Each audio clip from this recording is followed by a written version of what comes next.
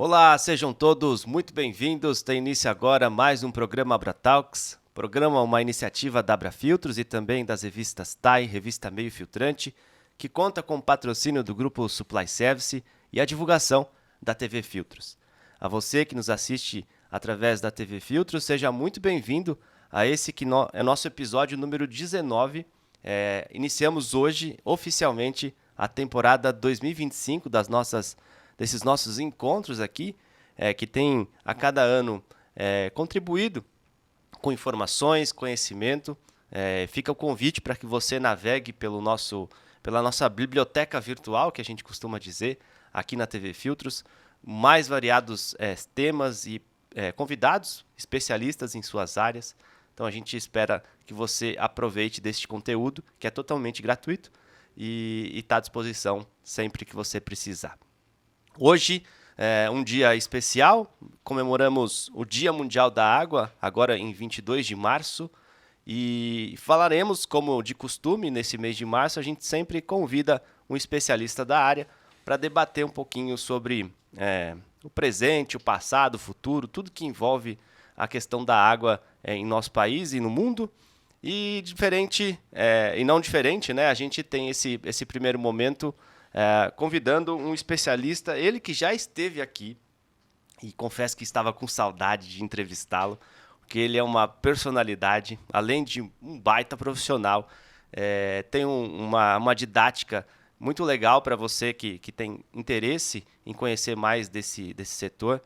Inclusive ele vai falar aqui da questão de cursos que ele próprio oferece.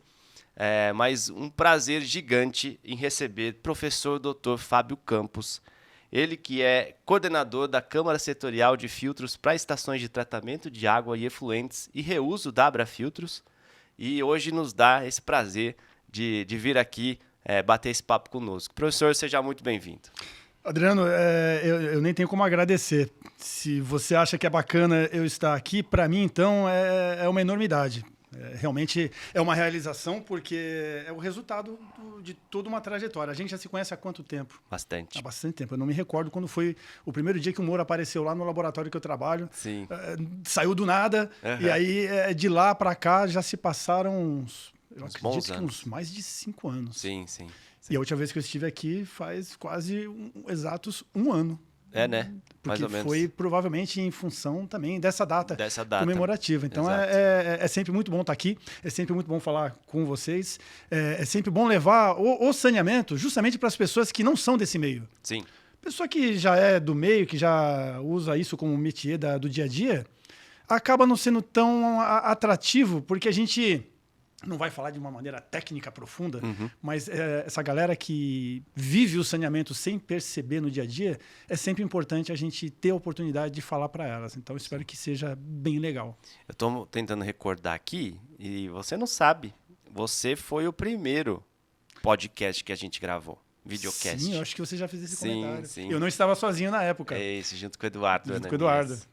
Que legal, foi em março também, falamos da água, desses caminhos que a água passa. Então foi importante.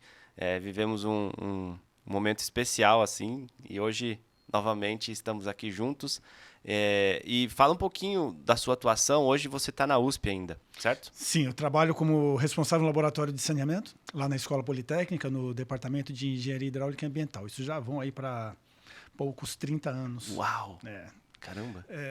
Então, tive uma oportunidade muito grande de estar lá, um lugar onde, digamos que o convite a aprender está constante. Sim. Vai de você querer ou não aceitá-lo. E, felizmente, eu quis. Então, tive a oportunidade de estar ao lado de pessoas que ofereceram informação que eu consegui transformar em conhecimento, contato com oportunidades que me ajudaram muito a chegar onde eu cheguei. Por isso, até que eu me sinto nessa, não obrigação, porque aí fica meio marqueteiro demais, Sim. mas essa predisposição de contribuir, Legal. De devolver um pouquinho do que eu tive a oportunidade, porque eu entendo que a construção de uma personalidade vai da vontade e vai das oportunidades. E eu tive a oportunidade e a vontade. Então já se vão aí 30 anos trabalhando no saneamento. de uns anos para cá, atuando mais nessa questão de como um especialista, me arrojando ao termo especialista de tratamento de água e esgoto, atuando em consultorias e em cursos e treinamento. Legal. Então, e você, acho que em 2020 a gente criou, né, com seu apoio, a Câmara Setorial de Filtros para Estações de Tratamento de Água Efluentes e Reuso. É um convite do seu Moura, e que não dá para recusar. De forma alguma. E aí, se a gente for pensar, a gente teve um período da pandemia também, a gente está falando de 2020, a gente estava tentando recordar o nosso tempo, são 5 anos, e antes disso a gente já tinha um envolvimento. Sim. Que bacana. Muito bom. Olha, é muito legal, porque eu me preparo para todos os episódios, não foi diferente desse aqui, mas eu vim muito mais tranquilo, porque eu sabia que era você, porque aqui eu sei que o bate-papo flui naturalmente e a gente se sente confortável de explorá-lo. Então, eu vou trazer muitas perguntas aqui, que é como você disse, não são tão técnicas, mas são de uma pessoa que está de fora, leiga, que quer entender um pouquinho mais, e acredito que algumas das pessoas que nos assistem também têm esse mesmo interesse. Bacana. Vamos lá? Vamos lá. A gente estava conversando até nos bastidores de tentar pensar alguns possíveis temas, e aí a gente vai desenrolando as possibilidades que eles nos apresentam.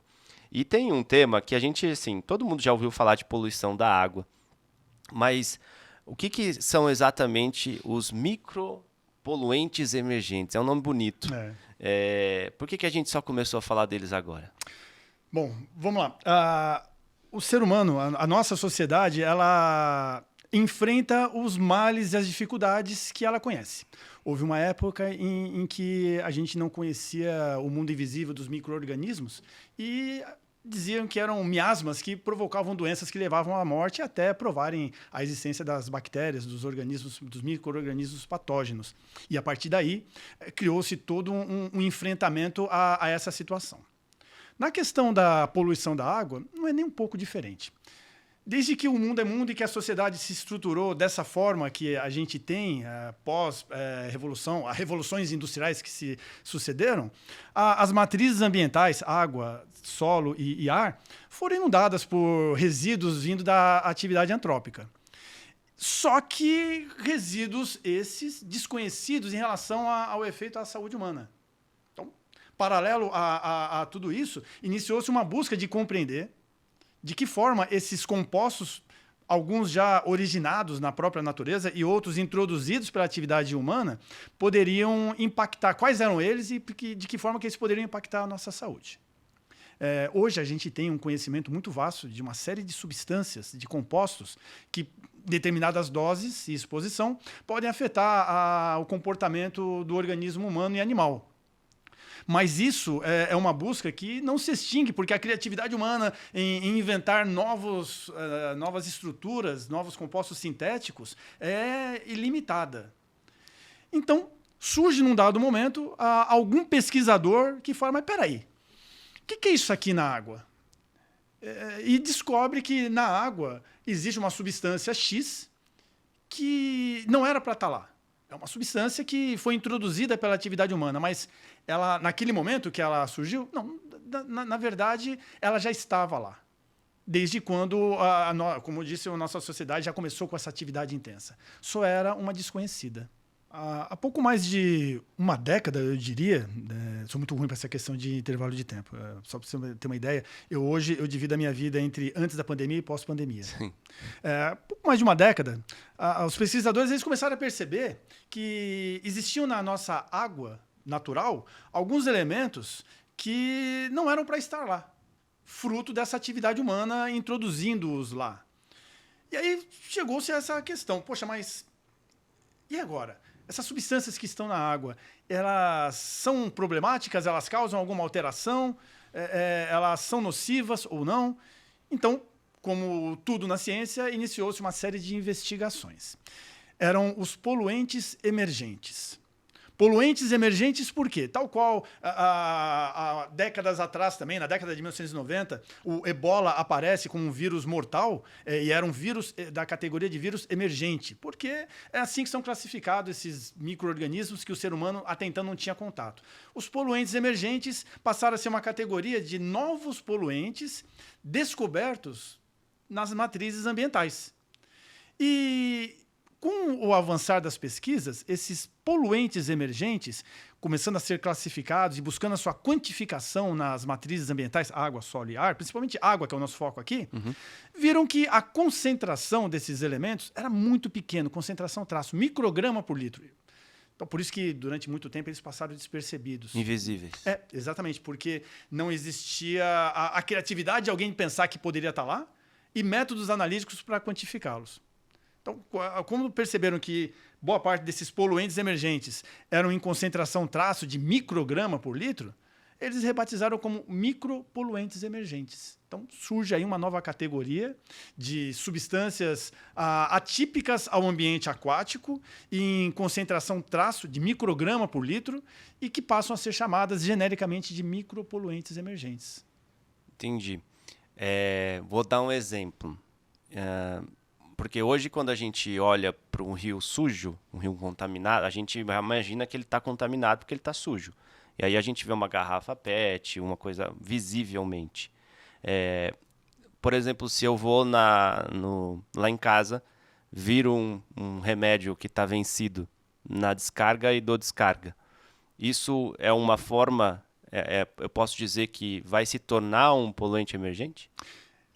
Dentro dessa categoria de micropoluentes emergentes, eu não sei até se eu estou atropelando, de repente, alguma coisa que não, lá para frente. Vai lá. Dentro dessa categoria de micropoluentes emergentes, há dois grupos importantes. Um deles são os fármacos. Tá. E o outro grupo é o dos disruptores endócrinos. Vamos aqui nos fármacos. Os fármacos é justamente essa situação que você desenhou. A população, de uma forma geral, nós fomos mal educados em relação ao trato com o medicamento que está vencido em casa. Primeiro que a forma como o medicamento é comercializado para a gente é uma forma muito absurda. Ele não é fracionado. Às vezes você precisa de um medicamento que necessita para o tratamento 14 comprimidos e você é obrigado a comprar 20. Sobram 6. Aí o que você faz? Você guarda, para tentar depois esperar que você adquira esse novo problema para aproveitá-lo. Ou então dá para o vizinho, enfim. Mas, fatalmente, ele vai vencer. E o que a gente faz? Joga no lixo orgânico, no lixo de resíduos sólidos, ou então, se for líquido, a gente vira na pia. Esse é o comportamento padrão. Sim. Não há uma educação que nos tenha dado a diretriz de o medicamento está vencido, eu tenho que levar para um posto de saúde, para descartar lá. Porque aí o que o posto de saúde vai fazer passa a ser uma responsabilidade dele em termos de direcionamento, de descarte adequado. Sim. Né? Mas, independentemente, isso eu estou pensando na questão da população. Mundo ideal. E do outro lado, a gente tem o que seria muito pior do que isso que você faz, que eu faço, que é jogar um medicamento na pia, que são os efluentes de indústrias do setor de fármacos. A água residuária dessas indústrias fatalmente vai carregar traços dos seus produtos de manufatura, que são os medicamentos. Sim. Quer dizer, mesmo que eu tenha um descarte correto, isso vai para um aterro sanitário. Um aterro sanitário, ele vai ficar lá, a chuva vai cair, vai percolar, vai criar o chamado lixiviado de aterro sanitário, ou chorume, como é popularmente conhecido. De alguma forma, esse medicamento ele vai acabar parando nessas matrizes ambientais, no solo ou na água. No nosso caso, na água. Então, a dipirona, imagina, quão grande é o consumo de dipirona no nosso país. A gente vê a propaganda, o marketing agressivo de colocar aquela mãe generosa, gentil, bonita aí no tratar do filho que está doente, dando dipirona. É um incentivo. A gente compra dipirona de uma forma muito fácil. Paracetamol, ibuprofeno, anti-inflamatórios, antibióticos, todos esses medicamentos, eles acabam parando na água por um descarte indevido e pela nossa urina, pelos nossos dejetos. Porque quando você toma um comprimido de 1 grama de dipirona, você não vai aproveitá-lo integralmente. Ele vai se dissolver, uma parte vai ser absorvida pelo teu corpo para agir tal qual ele foi feito, e o restante vai ser eliminado para a urina. Então isso vai parar na água. E isso faz com que lá na água existam essa categoria de micropoluentes emergentes lá do grupinho dos fármacos. Estamos falando realmente de medicamentos que, de uma forma ou de outra, há alguns caminhos, como a gente viu, eles vão parar lá no corpo receptor. Uhum. Do outro lado, a gente tem os disruptores endócrinos. Nome bonito. Disruptores endócrinos. Sim. Esses disruptores endócrinos são substâncias, na maioria delas, sintéticas, que elas imitam comportamento de nossos hormônios. O hormônio, e aí vai baixar aqui o professor de biologia aqui, durante 18 anos, então. Hormônios são substâncias que o nosso corpo produz pelo nosso sistema endócrino, que é uma forma que o nosso cérebro, nosso sistema nervoso central tem para conversar com os órgãos. Então, você precisa... teu corpo tá com pouca água, tem que produzir menos urina. Então, é um hormônio que vai avisar para os rins, falar, olha, maneira aí para a bexiga. A glicose, tem muita glicose no sangue, é um hormônio, a insulina, que vai tirar a glicose do sangue. Tem pouca glicose no sangue, então é o glucagon, é um outro hormônio que vai falar para o corpo, coloca a glicose no sangue. O hormônio é um mensageiro químico que dá ordens para o nosso organismo funcionar mediante a orientação do cérebro. Esses disruptores endócrinos é um grupo de substâncias que tem uma estrutura muito semelhante ao hormônio e que, portanto, acaba sendo identificado pelos nossos órgãos como um hormônio. Ele se passa por um hormônio, só que ele não é um hormônio. E por isso, como ele consegue essa interação com os órgãos, ele é capaz de provocar uma informação incorreta, que vai causar um funcionamento indevido do órgão. Por isso, essa categoria de disruptores endócrinos, ela acaba sendo muito importante. Nessa categoria, a gente tem como o carro-chefe dela, digamos, os resíduos de indústrias de plastificante, os bisfenóis da vida, os fitalatos. Nunca antes dessa humanidade a gente produziu tanto plástico. A gente vai até daqui a pouco falar deles aí, quando falar dos tais dos microplásticos, né? Uhum. Mas nunca produzimos tantos plásticos na vida. O plástico está em tudo. Então, a água residuária dessas indústrias acaba também levando para a matriz ambiental, para a água, muito desses componentes. E aí, dentro também desse grupo, fora esses plastificantes, assim, digamos, existem alguns inseticidas, alguns pesticidas e os hormônios sintéticos vendidos nas farmácias para controle de natalidade. As pílulas anticoncepcionais. Sim. Isso voltado ainda hoje exclusivamente para o público feminino. Os estrógenos, os estrógenos e progesteronas, quer dizer, todas essas substâncias acabam também parando num corpo receptor, pelos seus vários caminhos, seja por a eliminação fisiológica, seja por descarte indevido, ou seja por águas residuárias das indústrias que manipulam, que produzem esses insumos. Uhum. O fato é que a questão de um pouco mais de uma década, descobriu-se técnicas que permitiram aos pesquisadores enxergar na água aquilo que o teu olho, o meu olho, nunca imaginou que existia. Você pega uma água cristalina, você não é capaz de saber se lá tem traços de dipirona, traços de estrógeno, traços de fitalato, porque a gente está falando justamente de micrograma por litro. Só para você ter uma ideia, Adriano, hoje, talvez ainda não exista no Brasil um número razoável de laboratórios analíticos com competência de determinar, de quantificar esses micropoluentes emergentes. Porque, por tratar-se de algo novo, pede metodologias novas, e metodologias novas para coisas muito pequenas é muito trabalhoso, muito complexo. Então, esses poluentes invisíveis, eles chegam lá na água e aí agora acabou a vida fácil deles, porque a gente descobriu que eles existem. Sim.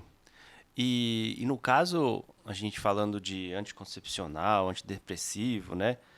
Até o próprio dipirona, você acha que de alguma forma a gente está consumindo isso?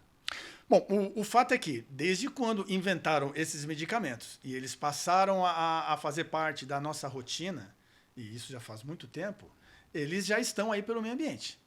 A gente está falando aí algo, sei lá, da metade do século passado. Nem sei quando foi que a dipirona ela aparece no mercado. O AAS, lá atrás, né, com a Bayer. Ou seja, a indústria farmacêutica ela é muito antiga. Novamente, eu não vou nem arriscar em termos de número para não fazer feio aqui, mas ela é muito antiga. E desde quando a indústria farmacêutica existe, sintetizando produtos para o nosso bem-estar, o seu resíduo está lá na natureza. Está nas matrizes ambientais. Então, quer dizer, a gente está bebendo água, provavelmente com traços dessas substâncias, há muito tempo. Porque, assim, talvez dando um pulo, indo aqui um pouquinho para frente, depois a gente volta para cá, existem as barreiras protetivas, que é o que o saneamento propõe. As estações de tratamento de esgoto, Sim. as estações de tratamento de água. Vamos trabalhar num mundo ideal, um mundo maravilhoso, onde tudo funciona. Essas estruturas, elas devem ser dimensionadas, projetadas, construídas e operadas para serem capazes de remover aquilo que a gente entende que não é legal. Só que aquilo que a gente entende que é legal não é aquilo que eu acho que não é legal. É aquilo que comprovadamente vai me fazer um mal. Sim. Então, as estações de tratamento de esgoto e de água no mundo ideal, elas são construídas para remover, no caso da estação de tratamento de esgoto, por exemplo, para remover tudo aquilo que foi introduzido pela atividade humana na água potável, gerando o esgoto, remover as concentrações para chegar numa concentração tal qual que, devolvida essa água para a natureza, nada de errado vai acontecer. A estação de tratamento de água, ela também, tal qual, ela é operada para pegar uma água da natureza, prepará-la, tratá-la para remover os excessos que eventualmente são danosos para a saúde humana e produzir água potável. Existem legislações que regulam tudo isso. A gente está pensando no mundo ideal, mas no mundo real também existem essas legislações. Elas, infelizmente, só não são devidamente seguidas ou cumpridas, né, na sua integridade. Mas o fato é que, mesmo nesse mundo ideal, a estação de tratamento de água e de esgoto, hoje, ela não tem a obrigação legal e a competência técnica de remover boa parte desses micropoluentes emergentes. Digamos que, por tabela, por consequência, eles são removidos. Mas não há uma verificação no seu produto final, no esgoto tratado, na água potável, se eles estão ou não estão lá. Porque esse conjunto de micropoluentes emergentes, os fármacos, os disruptores endócrinos, essas substâncias novas, ainda não há uma regulação. Porque, na verdade, sabe-se muito pouco do nível de interação que pode provocar para nós e qual é a dose que isso começa a acontecer. Eu tenho uma dúvida. Por exemplo, países que você vai... isso aqui você pode abrir a torneira ali, pegar água e tomar. É como se fosse trocar o pneu do carro com ele andando. Por exemplo... Em algum momento, esses emergentes são coisas novas, vai chegar. E como que é feita essa não troca, mas esse tratamento agilizado, assim, porque a coisa vai acontecer e não é assim, a tecnologia tem que chegar, e enquanto isso não acontece, a pessoa vai tomando água e vai estar contaminada, certo? Digamos que tudo nasce com o conhecimento. A partir do momento em que se tem um conhecimento consolidado a respeito de uma substância, essa substância passa a ser objeto do conjunto de leis que tem por objetivo a nossa proteção. E aí, meu amigo, virou lei, se vira. Um exemplo muito claro, as estações de tratamento de água. Em 2021 foi editada uma nova portaria que regulamenta a produção de água potável, a portaria 888. E aí, a regulamentação antiga, ela exigia, por exemplo, que a água que sai dos filtros de uma ETA, de uma estação de tratamento de água, tinha que ter turbidez até 1 unidade de turbidez. E aí, com a edição dessa portaria, a exigência passa a ser 0,5 unidades de turbidez. Parece pouco, mas é muito. Para ter uma ideia, um comparativo, a água que a gente pega na torneira, cristalina e limpa, ela pode ter, por lei, até 5 unidades de turbidez. E a água do filtro lá na ETA tem que cair de 1 agora para 0,5. Isso causou, assim, uma movimentação imensa, porque exigiu um repensar da operação, uma modernização na estação de tratamento de água, um preparo da operação. E hoje se atende. Então, o caminho é sempre esse, Adriano. Se há a determinação científica da dose exposição e da consequência associada a humanos ou a animais, que tem também esse detalhe. Sim. E aí, a partir disso, se determina um valor máximo permitido. Mas é um desafio, né? Porque esse exemplo que eu dei de países que já tem a coisa acontecendo, e aí vem um novo entrante aí E aí Mas eles estão tem no mesmo caminho que a gente, eles também não sabem nada. Então. Aí eles vão ter que, tipo, a população tá Enquanto bebendo, isso, tá vai bebendo, tomando. vai tomando. Aqui no nosso caso, a gente não faz isso. Mas em alguns países, eu acho que, deve ser, assim, dá um receio também, né? E o Eles receio... vão falar assim, parem de tomar água até a gente achar a solução. Exato, não não dá. vão falar isso. Mas o receio, ele acaba sendo aumentado pela ignorância do assunto e pelas divulgação de informações, digamos que equivocadas. Né? Existem... Porque hoje nós estamos no mundo da informação. Só que informação não é conhecimento. Eu tenho lá uma informação bem leve do que é o pré-sal. Pronto, eu sou um especialista em retirar petróleo, já posso julgar o que estão querendo fazer lá na região do norte do país. E, na verdade, eu não sei nada. E quando a gente fala de poluição, o público ainda é muito leigo. Eu lembro que você trouxe na primeira participação aqui, Estava lembrando aqui. que você falou assim, falam que a água vai acabar. Exatamente. A água não vai acabar, né? Eu lembrei exatamente desse exemplo. Sim. Agora há pouco também nos bastidores a gente estava comentando de como as nossas ações elas são fruto de achismos, né? A questão da privada, tampa. Baixar a tampa da privada. Isso. Né? Até comentei aqui que isso é uma atitude do público feminino, porque cabia sempre a mulher, a esposa, a mãe, chamar a atenção do homem relaxado para baixar a tampa da privada. O que estava correto pelo motivo errado. Se fizesse uma enquete, ou se fizer hoje uma enquete, por que tem que abaixar a tampa da privada? Provavelmente a população maciça não sabe. E, na verdade, é uma questão de saúde pública implícita nisso. Porque é necessário, ainda mais quando você faz o número 2, as nossas fezes saem do nosso intestino. Não sei se isso é um choque para as pessoas que estão nos ouvindo. E no nosso intestino há uma população de bactérias imensa. Essa população de bactérias presente no nosso intestino, ela é que nos garante estarmos aqui. Há uma simbiose entre nós e elas. E entre elas, quando elas estão no nosso intestino, elas produzem vitaminas, produzem enzimas, elas ajudam pra caramba a nossa vida. Em contrapartida, a gente dá casa e comida. E, sutilmente, a gente faz um controle de natalidade. A gente não deixa elas crescerem demais. Nosso sistema imunológico cuida disso. E, em hipótese alguma, elas podem sair do intestino. Quando elas saem, elas provocam danos. Por exemplo, a mais emblemática que vive no nosso intestino é a Escherichia coli, a E. coli, a coliforme fecal. Ela está lá no nosso intestino e ela vive lá numa boa. Só que se ela sai do intestino, principalmente por exemplo, em mulheres, onde o ânus está muito próximo da uretra, a chance dessa bactéria ir parar na uretra e causar uma infecção no trato urinário é muito grande. Então, ela não pode sair de lá. E aí, se ela está no nosso intestino, ela vai estar nas nossas fezes. E, novamente, no nosso intestino, bacana.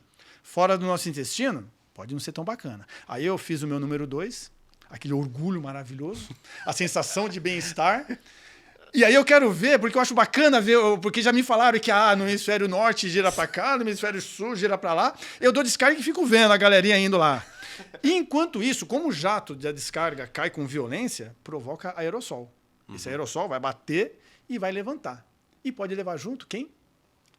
As bactérias que estavam lá. A E. coli, por exemplo. E vai ficar no ar do meu banheiro. Eu vou dar uma respirada nela. Eu posso ter uma escova de dente ali do lado. Então é por isso que eu tenho que abaixar a tampa da privada para dar descarga. Então a gente vê que a nossa educação sanitária, a nossa educação em relação a essas questões triviais, ela é muito deficitária, como infelizmente boa parte do restante. Né? E a gente falou também aqui que além dos remédios, existem outras possibilidades de produtos. Isso a gente está abrindo o leque para shampoo, não só medicamentos, né? Na verdade, aí a gente até encaminha para a questão dos microplásticos. Microplásticos, isso mesmo. Não sei se é o momento agora de a gente falar mais pormenorizadamente, mas assim, os cosméticos, os esfoliantes, eles possuem microplásticos, justamente para causar a esfoliação. Então, de uma forma geral, os produtos de limpeza, os produtos de higiene, cosméticos, por exemplo, eles sempre são uma fonte interessante de aporte dessas substâncias no meio ambiente. Então, e aí, novamente, a questão é, faz mal? Faz. Quanto que faz mal? Opa, então eu tenho que deixar vir até aqui. Faz mal a partir desse tanto, então eu tenho que limitar a concentração aqui. Não dá para eu eliminar. Não é necessário eu eliminar. Mas a grande pergunta é: faz mal? Como que eu descubro que faz mal? Como que eu descubro que se eu beber uma água limpa e cristalina, que tem traços de um medicamento, que tem traços de um disruptor endócrino, de um micropoluente emergente, como que eu determino que eu beber essa água, isso vai me causar um dano à saúde? Como que eu ligo causa a efeito? Um exemplo bem claro. O cloro. O cloro ele é aplicado na desinfecção da água potável. É o produto mais utilizado, o agente oxidante mais utilizado nas estações de tratamento de água. Na verdade, uma estação de tratamento de água até pode fazer uso de outros agentes oxidantes, mas, por lei, a água potável tem que ter um residual de, no mínimo, 0,2 miligramas por litro de cloro na rede, para garantir a proteção. Só que o cloro, quando em determinados pontos de aplicação no tratamento de água, ele pode reagir com matéria orgânica natural, matéria orgânica que está lá na água, bonitinha, na água bruta, de superfície, e gerar uma substância chamada trialometano, THM. O clorofórmio.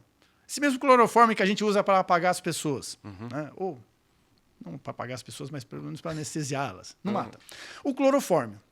E desde da década de 1940, se estuda a ação do clorofórmio no organismo humano. Só que associado, por exemplo, a neoplasias, a câncer.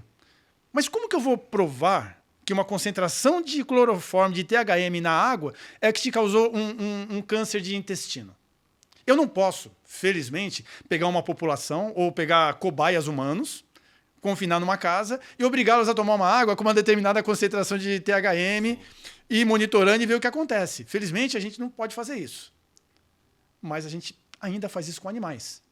Então, o THM, ele ainda hoje, ele não tem evidências carcinogênicas positivas e incontestáveis para humanos.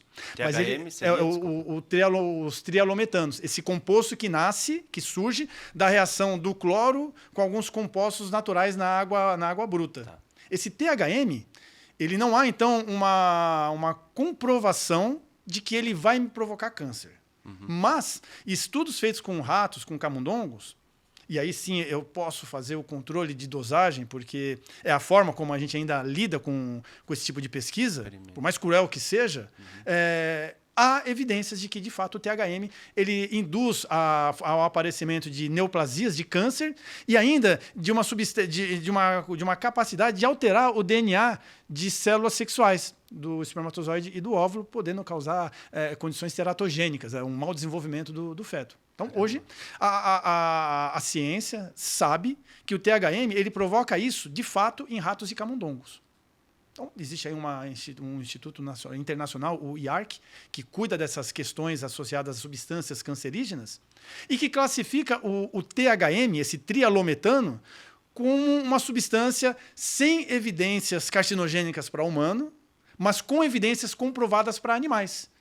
Enquanto não chega a evidência irrefutável para humanos, se coloca o THM em júdice. E aí se existe um valor máximo permitido, baseado nas pesquisas com animais, que a OMS, a Organização Mundial da Saúde, propõe para os países adotarem em suas legislações. Então, aqui no Brasil, desde do primeiro Código de Águas que regula essa questão da potabilidade, estamos falando aí da década de 1930, já se regula o THM, mesmo não tendo uma evidência de que causa câncer em humano, mas estudos com animais evidenciam. Então, eu preciso disso. Eu preciso de um conjunto volumoso de estudos que mostrem que a substância A, exposta a animais ou a humanos, provoca um dano à saúde para eu ter força para transformar isso num artigo de legislação. Sim. E olhando para os microplásticos, a gente imagina que eles estejam só nos oceanos, né? Porque aí é o que você falou, a gente está no achismo, mas eles estão muito mais próximos do que a gente imagina. Sim. E isso, olhando para, por exemplo, PET, outro tipo de microplásticos, roupa sintética, tem alguma coisa específica que tipo, é mais prejudicial ou menos? Vamos lá. O microplástico, ele tem duas categorias. O microplástico primário e o microplástico secundário. O microplástico primário são pellets produzidos para a indústria de plásticos. Tudo aquilo que usa plástico. Por exemplo, o próprio esfoliante, né? na roupa, nos produtos de limpeza. Então, eles são produzidos justamente para entrarem numa rota de produção de algum insumo nosso, de algum produto manufaturado. E existem os microplásticos secundários, que são fruto da degradação desses microplásticos primários ou disso que você falou da garrafa PET expostos ao ambiente. Uma garrafa PET, um pedaço de tampinha, qualquer plástico exposto ao tempo, acaba se degradando, se decompondo, não no sentido de mudar a sua estrutura, mas apenas se desfazendo. Sim. E criando isso que a gente chama de microplástico e que, na verdade, existe ainda uma categoria mais inferior, que são os nanoplásticos. E aí, novamente, desde quando o ser humano inventou o plástico, essa nossa preocupação ela já deveria ter nascido junto.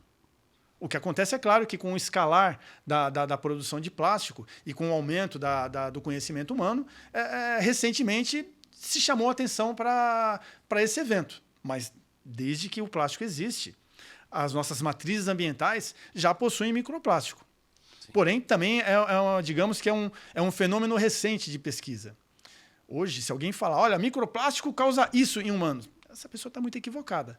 A gente não sabe nada, absolutamente nada de comprovado de qual é o dano que ele pode causar. O que se tem na maioria das pesquisas e dos órgãos internacionais que cuidam desses assuntos é uma certeza muito grande de que esses microplásticos eles podem ser um problema para a saúde pública. Por quê? Além de ser um pedaço sólido, independentemente do tamanho, que pode, de repente, se acumular e causar uma simples obstrução, esse microplástico ele vem de um produto que já existia, uma garrafa, uma roupa, que seja. E esse produto que já existia, ele pode ter sido tratado quimicamente com outras substâncias. Quer dizer, o microplástico ele pode estar envolto com com um fitalato, com algum outro poluente. E aí, novamente, é o grande desafio. Associar causa e efeito. A exposição ao microplástico e o dano à saúde pública. Qual é a concentração que isso provoca isso? Tanto para seres humanos, como também para animais. E aí, acho que a questão de como evitar seria a reciclagem. Digamos que Porque da indústria a gente não tem muito controle, né? Digamos que isso demanda uma série bem complexa de ações, que passa por mudanças de hábitos e a introdução de mecanismos de proteção. Mudanças de hábitos é justamente isso que você falou e que a Abra Filtros faz já com os filtros de óleo. É a reciclagem. Aquela ideia de reduzir, reutilizar e reciclar. Isso é algo cultural que ainda está muito distante no nosso país de ser absorvido. É muito triste ver que a gente ainda joga fora matéria-prima. Mas esse é um caminho. E outro caminho é a proteção. Munir as nossas barreiras protetivas, a estação de tratamento de água, a estação de tratamento de esgoto, com tecnologia capaz de reter em níveis seguros e produzir efluentes em níveis seguros desses poluentes, como é feito hoje. Digamos que isso é um desafio. São desafios distintos. O desafio da mudança cultural é nosso, é da nossa sociedade estruturada. E o desafio da proteção do meio ambiente, já que isso é uma atividade que não vai acabar, não tem como falar, olha, acabou o plástico. Sim. Não tem como. Então a gente tem que se adequar a essa situação. Não tem como. A maior besteira que tem é achar que um dia a sacolinha de supermercado vai deixar de existir. Ou vai ser totalmente substituída por algo biodegradável. Isso daí é muito complicado. E aí, então, seria esse investimento tecnológico nas nossas proteções das matrizes ambientais. Tá. E aí, quando a gente fala de proteção, a gente está olhando superficialmente.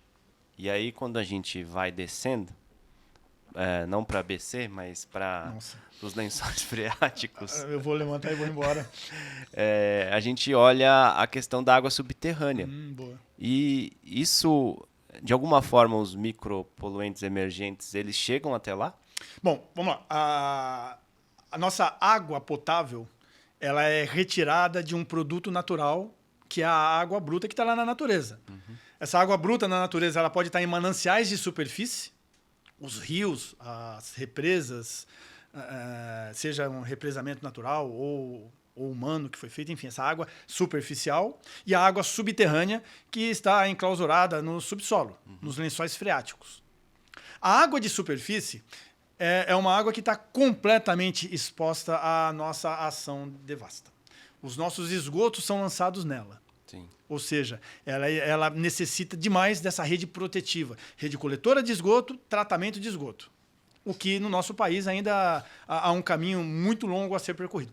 Evoluímos, estamos caminhando, porém, como ficamos muito tempo parado, e o nosso ritmo hoje ainda é de um senhorzinho de 80 anos, sabe, que está disposto, mas tem lá o seu ritmo, bem devagarzinho, vai indo. Não no ritmo que seria necessário, né? Tem melhorado, mas ainda as nossas águas superficiais estão completamente expostas a tudo isso que a gente está falando e mais. As águas subterrâneas, elas têm o benefício do enclausuramento do solo. O solo ele atua como um meio filtrante, digamos assim, para reter esses poluentes. Quanto mais profundo é o poço, mais segura é essa água. Porém, então, os micropoluentes emergentes, veja só, comentei lá no comecinho, são traços. É coisa muito pequena. Sim. Para eles conseguirem chegar na água subterrânea, ainda demora um pouquinho. A menos que seja um poço que foi feito aqui e aqui do lado tem uma fossa, ou sei lá, enfim, uma contaminação absurda e atípica. Tá. Então, em termos de micropoluentes emergentes, digamos que as águas subterrâneas ainda não há um indício tão forte de que elas estão sofrendo esse impacto. Mas outros poluentes já estão chegando nesses lençóis, nessas águas subterrâneas. Poços rasos já apresentam, por exemplo, em vários pontos do nosso país e no mundo, concentrações elevadas de nitrato. O nitrato ele é um elemento químico que ele não está nos minérios. Não é uma estrutura geológica que produz o nitrato. O nitrato ele surge no meio ambiente fruto de uma atividade microbiológica. Existem micro-organismos que vão transformar a amônia em nitrato. A amônia, de onde que vem? A amônia vem da nossa urina. Vem dos adubos, dos fertilizantes à base de nitrogênio. Então, quando isso está no meio ambiente, na água superficial, que recebe esgoto, essa amônia ela é convertida num processo chamado de nitrificação por micro-organismos específicos em nitrato. E aí esse nitrato ele acaba se acumulando nas nossas águas e com o passar do tempo, o aumento da poluição, hoje a gente tem poços não profundos com concentração de nitrato, indicando que de alguma forma a poluição está chegando lá. E o nitrato ele é uma substância que já se sabe que tem uma relação com a saúde pública. Tanto é que existe uma limitação, um valor máximo permitido para nitrato. O nitrato, quando ele é ingerido por nós, ele altera o funcionamento das nossas hemoglobinas. Aí, novamente, vem a aula de biologia. Biologia. Um parênteses. A hemoglobina é o que dá a cor ao nosso sangue, é o pigmento vermelho que está lá nas nossas hemácias. A hemoglobina é uma molécula orgânica que tem um átomo de ferro no meio dela. Qual que é a função da hemoglobina? Está no nosso sangue, ela vem no nosso pulmão, nos alvéolos pulmonares, pega o oxigênio que eu enchi o pulmão, os alvéolos, pega o oxigênio, leva para a célula, chega na célula e fala, a célula. Para a célula poder gerar energia com o oxigênio e a matéria orgânica. Em contrapartida, quando a hemoglobina está indo embora, a célula fala, peraí, tá indo para o pulmão? Tô. Leva esse lixo aqui para mim. O lixo é o gás carbônico, gerado da combustão da matéria orgânica e oxigênio. Então, a hemoglobina deixa o oxigênio, pega o gás carbônico, volta pela circulação, chega no pulmão e eu exalo. Aí a gente lembra lá das séries iniciais. A gente inspira oxigênio e exala gás carbônico. É isso que a hemoglobina faz. Porém, quando há uma introdução excessiva de nitrato, o nitrato ele oxida o ferro, que está lá na hemoglobina. E ao fazer isso, ele produz uma meta-hemoglobina, uma hemoglobina diferente, que não consegue fazer essa troca gasosa oxigênio-gás carbônico. Isso traz uma deficiência, traz uma doença chamada meta-hemoglobinemia, que tem CID, tem tudo, bonitinho. Essa meta-hemoglobinemia, em adultos, ela pode causar, por exemplo, cianose. O que é isso? Azulamento das extremidades do corpo, por falta de oxigenação. justamente ela não está fazendo esse papel que cabia à hemoglobina, que é oxigenar as nossas células. Então acaba criando essas cianoses. E em crianças, quanto menor for a criança, a methemoglobinêmia infantil ela pode provocar a morte. Uau. Porque, imagina só, eu tenho 1,75 m, 76, nunca sei direito, e tenho lá os meus 74 quilos. Eu vou tomar isso aqui de água, de uma vez. Aí pega uma criança de 1 ano e vai tomar esse mesmo tanto de água. Se aqui tiver uma quantidade alta de nitrato, essa quantidade alta de nitrato ela se dilui na minha massa corporal.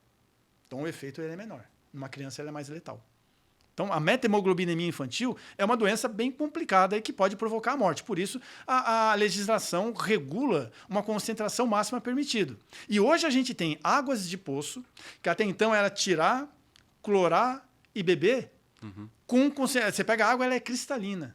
É água que você fala, poxa, vou tomar. Só que dentro, com concentrações de nitrato que superam o valor máximo permitido, que são 10 miligramas por litro. Com 12, com 20, com 30 miligramas por litro, obrigando as estações de tratamento é uma estação de tratamento de água que capta a água subterrânea, hoje, a ter que investir em tecnologias de tratamento para remover esse nitrato, para poder adequá-lo à exposição, à oferta à população. Isso fruto de uma exposição à poluição hídrica que já vem há muito tempo. Então, se nada mudar, fatalmente, com o passar do tempo, as nossas águas subterrâneas, cada vez as mais protegidas, ficarão também menos protegidas. E aí vai nivelar tudo. E quando a gente fala de agrotóxico, também pode chegar, né? Sim, sem a menor dúvida. As estações de tratamento de água que estão próximos a cinturões agrícolas é um tormento. Sim. Porque não só agrotóxicos, mas também os fertilizantes. A gente tem também aí a humanidade, de uma forma geral, ela peca pelo excesso. Então, se eu tenho que colocar isso aqui de adubo, de fertilizante, né? Porque adubo é o natural, fertilizante é o sintético. Se eu tenho que colocar isso aqui de fertilizante para minha cultura crescer bonitinha, eu não vou colocar isso aqui, eu vou colocar isso aqui. Porque vai que chove ou que se perde, eu tenho que garantir. Então, há um excesso. E esse excesso acaba sendo carreado para as águas superficiais. Aí seria interessante, não sei se como que você está de tempo, tá? Mas eu acho que é muito pertinente.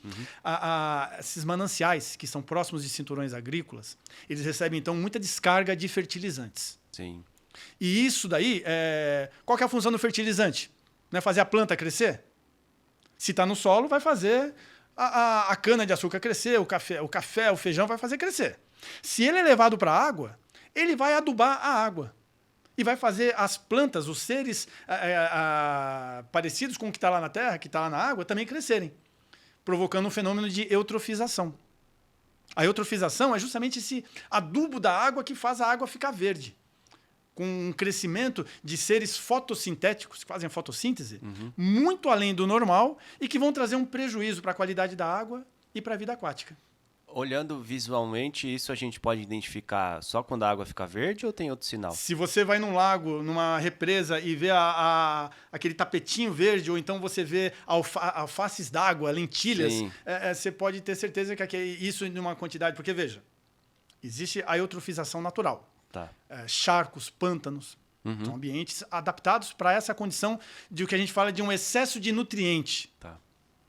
E existe a eutrofização antrópica. A eutrofização antrópica é isso, é quando você põe nutriente demais. É você ter um aquário e esquecer de trocar a água periodicamente. Em 2 dias, virou lá o Procurando Nemo, o aquário está todo verde. Porque há um crescimento excessivo de alga, assim, muito rápido. Tá. E imagina, então, você adubar a água, introduzir esses nutrientes. Você favorece demais o crescimento dessas algas. Mas eu trouxe esse assunto até porque hoje, bom, enfim, teve uns dias atrás um programa do Fantástico, fazendo propaganda para você, Rede Globo. Depois eu deixo o meu Pix. Ele trouxe uma matéria muito interessante. Uma relação que os pesquisadores estão enxergando entre no surgimento da microencefalia. Microencefalia é uma patologia bem complexa, que causa uma limitação da qualidade de vida gigantesco do portador. Sim. E ela está associada, ela é desencadeada pelo Zika vírus. Né? Então, nós tivemos surtos aí, principalmente no Nordeste, Sim. de casos de microencefalia. E aí, o que alguns pesquisadores estão começando a desenhar? Que o vírus da microencefalia, que causa a microencefalia, ele pode estar sendo potencializado, ele pode estar tendo uma ajuda de uma outra substância. Uma substância chamada saxitoxina. A saxitoxina é uma cianotoxina. A cianotoxina, ela é liberada na água por uma cianobactéria. E uma cianobactéria é uma bactéria, igual essa que tem no nosso intestino, que faz fotossíntese. Então, aí agora eu vim de trás para frente, eu vou voltar ao caminho. Então, vejam só. Um ambiente eutrofizado, onde eu adiciono nutrientes que favorece o crescimento de seres fotossintéticos, é um ambiente que vai favorecer a proliferação dessa bactéria, dessa cianobactéria. Essa cianobactéria, se desenvolvendo, se reproduzindo, mais aumentando a sua população, há uma oportunidade dela liberar, porque ela faz isso fisiologicamente. A cianobactéria, ela não é um micro-organismo patogênico. Ela tem vida livre. Ela faz fotossíntese. Fazendo fotossíntese, ela até libera oxigênio. Os tataravós dela provavelmente estavam aí ajudando a povoar a atmosfera de oxigênio. Só que para nosso azar, elas liberam esses metabólitos, que a gente chama de cianotoxina. A microcistina é um exemplo de uma cianotoxina hepática que destrói as células do fígado. Existem cianotoxinas que são dermatotoxina, que agem na nossa epiderme, na hipoderme, nas camadas protetivas. Essas são mais sutis, elas causam inflamações, mas as hepatotoxinas podem provocar a morte e as neurotoxinas, como a saxitoxina, atuam no sistema nervoso, causando uma atuação mais letárgica e que também vai levar à morte. Então, Nesse momento está passando aqui a legenda das saxinas, das octoxinas. Saxitoxina, esse é trava-língua. Esse é. Então, a saxitoxina é uma neurotoxina. Atuação no sistema nervoso. E ela pode... tanto é que nas nossas legislações, a gente regula a pesquisa microcistina, que é a hepática, e a saxitoxina, que é a neurológica. Porque sabe-se que nas águas brasileiras, por conta desse fenômeno de eutrofização ser a coisa mais normal do mundo, porque lançamos esgotos com nutrientes, elas estão presentes. Então, há essa limitação. E aí, então, um ambiente eutrofizado tem cianobactéria e há uma grande oportunidade de ter essa neurotoxina. Esses pesquisadores, eles começaram a perceber que no Nordeste, boa parte dos açudes ou dos reservatórios de água que a população local utiliza, estão eutrofizados. E estão com presença elevada, com concentração elevada da saxitoxina. E aí as pesquisas elas estão caminhando para essa constatação de que há uma sinergia entre a saxitoxina e o vírus do Zika vírus, para potencializar a microencefalia. Então, hoje, a proliferação de cianobactérias é um dos grandes problemas para as estações de tratamento de água, porque elas acontecem à revelia, acontece porque a água está poluída, porque não há proteção. Então não tem muito o que fazer, né? Tem que ter tecnologias para tentar segurar. E aí, veja só que bacana. Bacana, né? Depende do ponto de vista científico. Cada vez mais se tem evidências dos danos que isso produz para a humanidade. Sim. Isso pede movimentos legais que tentam... que em algum momento vão ter que impor um controle maior, uma proteção maior, sob risco da nossa população acabar ficando exposta a substâncias como essas, por uma falta de investimento, uma falta de tecnologia ou de regulação. Sim, sim. Professor, e sendo bem assertivo, e a filtração? Qual o papel dela em tudo isso? A filtração... Digamos assim, o papel de uma estação de tratamento de água ou esgoto, a base com que ela é pensada, é em retirar sólidos que estão na água. Seja essa água um esgoto, seja essa água bruta. Porque os sólidos, quando a gente fala sólido, a gente pensa em papel, em caneta, em pedra. Não, uma molécula, ela é sólida. Uma matéria orgânica é um sólido que está introduzido na água. Então, uma estação de tratamento de esgoto e uma estação de tratamento de água, ela congrega tecnologias que têm por objetivo concentrar e remover esses sólidos. Nesse sentido, a filtração, ela cada vez mais tem ela já tem um espaço consagrado na estação de tratamento de água. A última etapa é a filtração. E a filtração, digamos que é a etapa crucial, é o polimento final, é a cereja do bolo para se gerar a água potável. Tanto é que a turbidez, como eu comentei, de uma água potável, saindo de um filtro, tem que ser de 0,5 unidade de turbidez. Isso para garantir que, estatisticamente, não haja ou haja uma menor probabilidade de ter 2 micro-organismos patogênicos muito perigosos, porque provocam doenças diarreicas. São protozoários, a Giardia e o Cryptosporidium. A Giardia e o Cryptosporidium, eles são protozoários que provocam doenças diarreicas e eles são muito malandros. Quando o ambiente está ruim, eles formam estruturas protetivas, cistos e oocistos. É como se eles adormecessem numa cápsula protetiva. Fala, o ambiente está ruim, tem muito palmeirense aqui.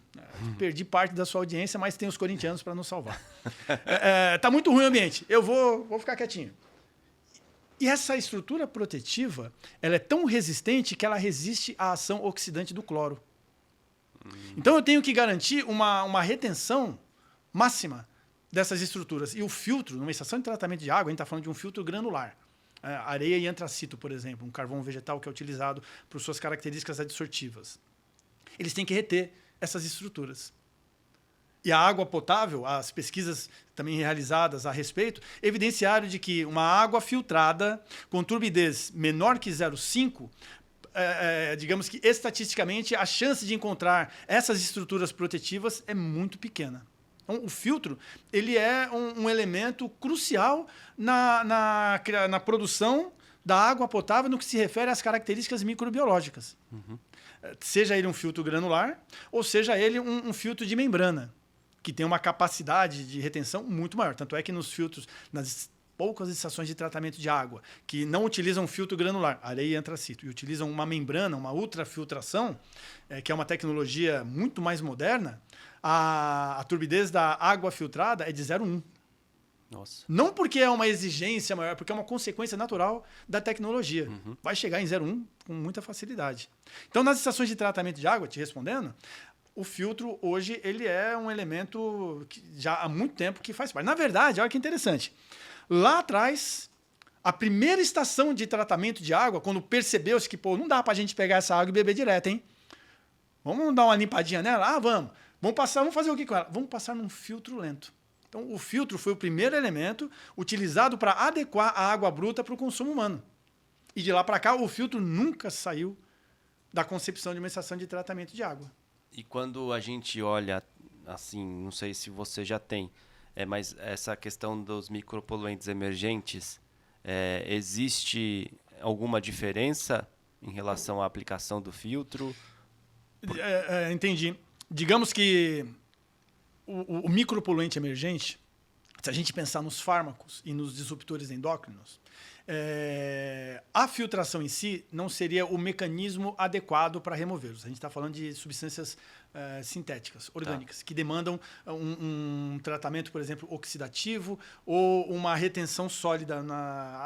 Em algum momento, o filtro até vai ajudar nessa questão de retê-los.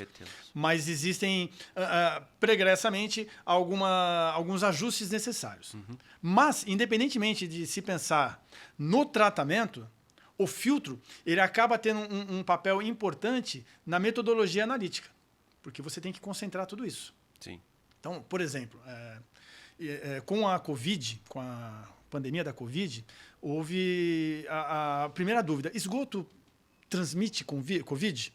Foi uma dúvida crucial e inicial que assustou muita gente, muitos operadores de estações de tratamento de esgoto. Sim. E aí logo veio a resposta de que não dá para pegar desse jeito, mas o esgoto é um meio de transporte desse vírus. Ou seja, o vírus da Covid, o SARS-CoV-2, está lá no esgoto. Assim como uma série de outros vírus. Então, criou-se no Brasil, a exemplo do que se criou no mundo, uma rede de institutos, de universidades, de órgãos consagrados a monitorar o esgoto no que se refere à presença do SARS-CoV, e hoje já se incorporou alguns outros vírus. Existe uma rede muito bem estruturada que monitora a presença desses micro-organismos no esgoto. E o grande desafio É porque eles não estão em muita quantidade, é muito pouquinho. Então, o grande desafio é encontrá-los, é concentrá-los. E aí o filtro, hoje, é um elemento, digamos assim, de busca dentro do desenvolvimento metodológico, a forma mais adequada para você concentrar a amostra para identificar se ela tem o vírus da poliomielite ou o Sarcovis vírus. O Sarcovis 2. Então, as técnicas de filtração são aplicadas largamente nisso. Da mesma forma, no outro espectro dos poluentes emergentes, o microplástico emergente, quando a gente vai, por exemplo, para os oceanos, que é onde a pessoa mais tem essa ideia, justamente são malhas que se passam com gramatura específica, que nada mais é do que um filtro, para tentar reter esses elementos na busca da sua quantificação. Então, os filtros, digamos que eles têm um espaço muito importante no tratamento de água, na investigação metodológica e no tratamento de esgoto também. E, felizmente, no tratamento de esgoto, cada vez mais os filtros estão sendo incorporados, porque cada vez mais se tem a prática do reuso. É um absurdo a gente utilizar água de extrema qualidade para fins menos nobres, para lavar uma calçada, para uma atividade de manufatura que não precisa de uma água boa. E hoje, as indústrias elas têm apostado na produção de água de reuso, em transformar o seu efluente, a sua água residuária, numa água de reuso. Infelizmente, é triste ter que usar sempre essa palavra, mas infelizmente faltam algumas condições para que essa prática ela deslanche. Nós não temos uma legislação específica que regule a prática da água de reuso, ou que dê um norte, e nós não temos conhecimento. Então, imagina só, você chegar para um agricultor e falar, olha, ali tem uma lagoa de estabilização que trata esgoto. Mas, o efluente final dessa lagoa de estabilização, se fizer isso, você pode utilizar porque tem nitrogênio e fósforo. Você não vai precisar colocar adubo. Você vai fertirrigar. Se você fizer uma irrigação assim, por aspersão, por gotejamento, se você usar nessa ou naquela cultura, você pode usar esse efluente de esgoto tratado. Aí o cara vai olhar para você e falar, meu vizinho fica sabendo, vai espalhar para todo mundo que eu estou irrigando aqui com esgoto. Não, porque há o medo, há o natural receio, há a falta de informação. Então a gente novamente cai nesse mundo que é o nosso cotidiano, que é a falta de informação, que transforma-se em conhecimento, que permite um movimento consciente da pessoa e ainda um buraco dentro do arcabouço legal. Sim. Mas as estações de tratamento de esgoto fazem hoje cada vez mais uso de elementos filtrantes para melhorar a qualidade da água, ou para atendimento legal, porque às vezes é necessário, ou para a produção de água de reuso também. Legal. Estamos chegando ao fim já da nossa conversa, passou muito rápido. Tinha um monte de pergunta aqui, eu vou me deter só a uma para a gente fechar com chave de ouro. E aí, considerando a sua experiência mesmo, a sua vivência no setor, o que você olha para um futuro de uma forma... Eu sei que você vai falar otimista, porque você é assim, a gente conhece.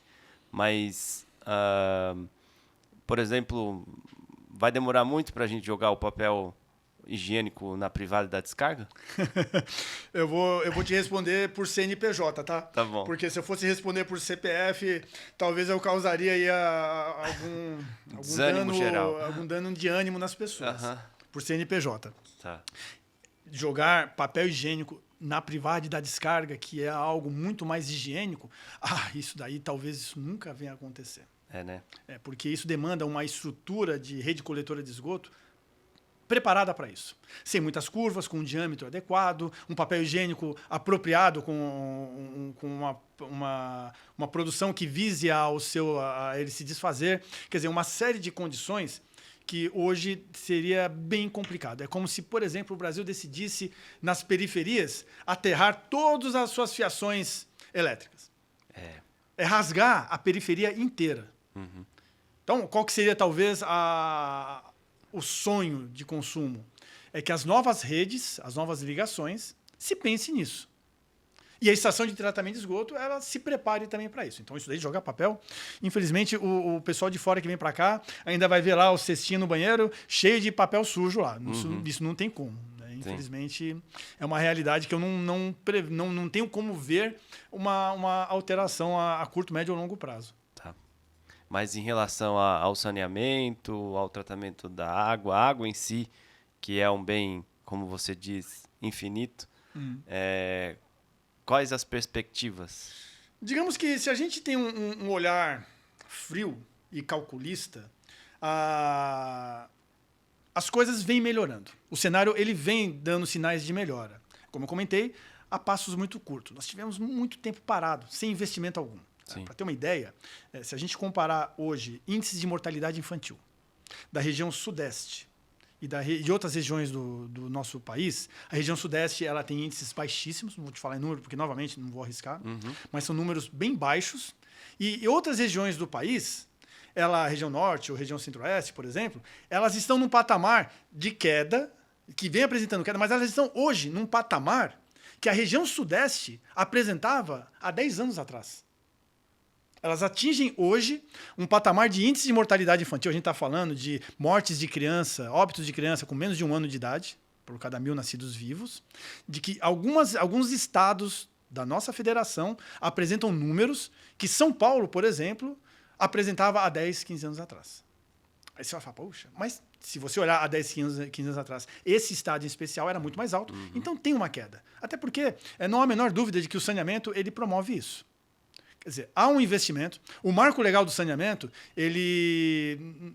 Não vou arriscar dizer que é algo maravilhoso ou é algo horrível. Ele, digamos que é uma cartada fundamental, uma tentativa, um truco, talvez, para tentar deslanchar a coisa. Porque o poder público, ele se mostra... Eu vou arriscar usar o termo incompetente no sentido não pejorativo, mas no sentido realmente da falta de competência de gerir sozinho tudo isso e atingir a tal da universalização. Levar água e esgoto para todo mundo. Hoje, metade da população não tem rede coletora de esgoto.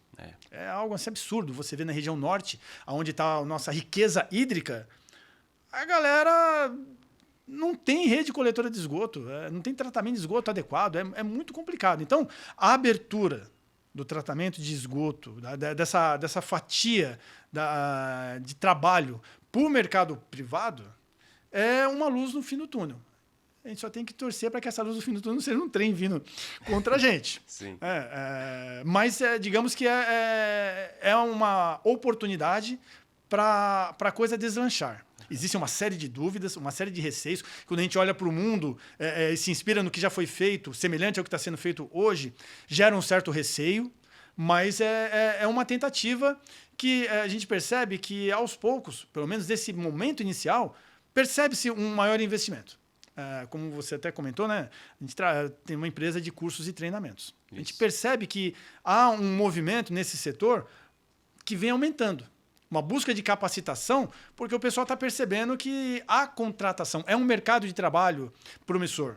As empresas do capital privado que estão entrando, que estão abocanhando essa fatia, elas são obrigadas a investir. O investimento não é só tecnologia, é investimento humano. É capacitar a pessoa que está lá, o operador ou a operadora, a fazer um bom trabalho. Logo, dá para se perceber uma movimentação maior do que tínhamos antes.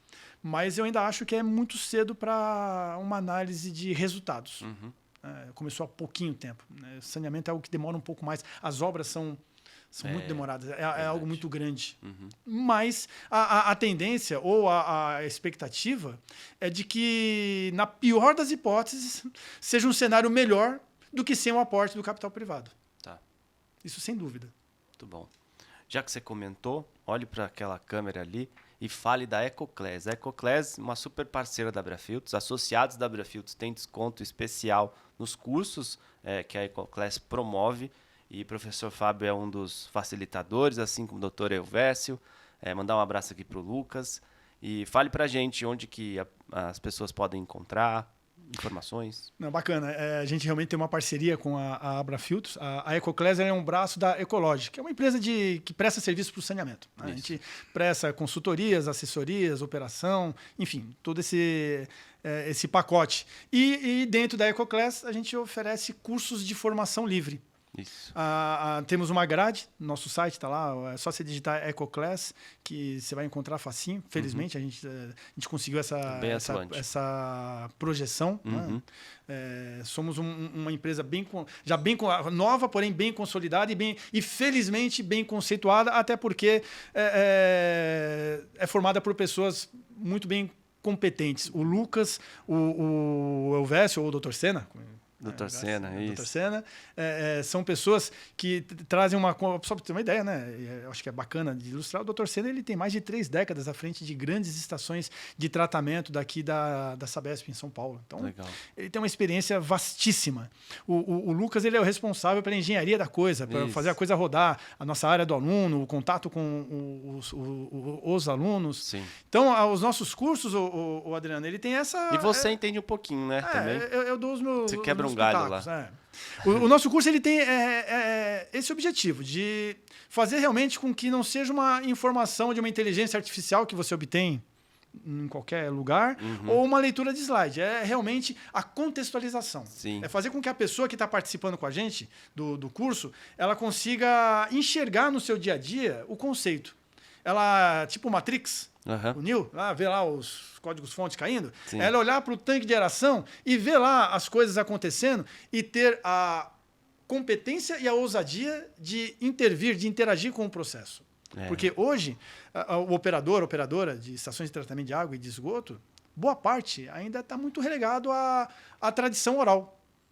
Eu sou um operador que trabalha aqui é uma estação de tratamento de esgoto, eu estou aqui há 7 anos, eu sou o mais velho da casa. Aí você é recém-contratado, não sabe nada. Eu vou te pegar, vou passear com você pela estação de tratamento e vou falar o que você tem que fazer, baseado na minha experiência e na minha vivência, que não é errada, mas é desprovida de uma base conceitual. Eu posso ter adquirido maus hábitos, posso estar cometendo equívocos e não predisposto a isso, simplesmente pela falta de formação. Então, a EcoClass ela tenta atuar nesse segmento, levando esse nível de formação para que isso reverbere numa qualidade melhor de trabalho do operador e da operadora. Muito bom. Professor, muito obrigado. Foi muito legal. Vou te convidar mais vezes, esteja certo disso. A gente tem o Seminário Brasileiro de Filtros acontecendo em outubro desse ano. E com toda certeza o professor Fábio Campos estará conosco. Ele não sabe disso, mas ele já foi convocado. Mas agradecer mesmo, mande um abraço para os seus colegas. E obrigado por estar sempre por perto, viu? Imagina, eu é que tenho a agradecer o espaço. Passou bastante tempo mesmo, agora que eu estou vendo aqui. Realmente o tempo passa rápido. Passa. E para mim, se quiser, a gente vai até a tarde. Eu sei por isso que é bom você colocar freio. Chega. Mas, de fato, é sempre muito bom estar aqui. É gostoso estar conversando contigo. É legal te ouvir. É muito bom. Gente, esse foi o nosso episódio número 19, o primeiro da temporada 2025. A você que nos assiste através da TV Filtros, muito obrigado. Você que nos escuta através do podcast da Abra Filtros também, é muito bom ter você aqui por perto. Espere aí por mais episódios. Enquanto isso, navegue pelo nosso espaço aí no YouTube e consulte diversos outros temas, como eu disse, a nossa biblioteca virtual. E a gente te espera no próximo encontro. Até mais, obrigado, tchau, tchau.